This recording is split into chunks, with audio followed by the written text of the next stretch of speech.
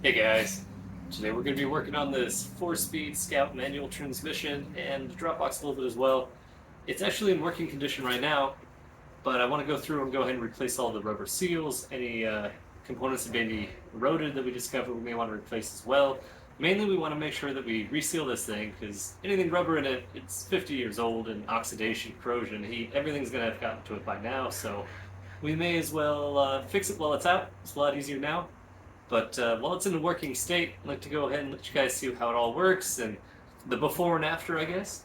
So over here, we have the input shaft, and this is where the engine would hook up and direct power into the transmission.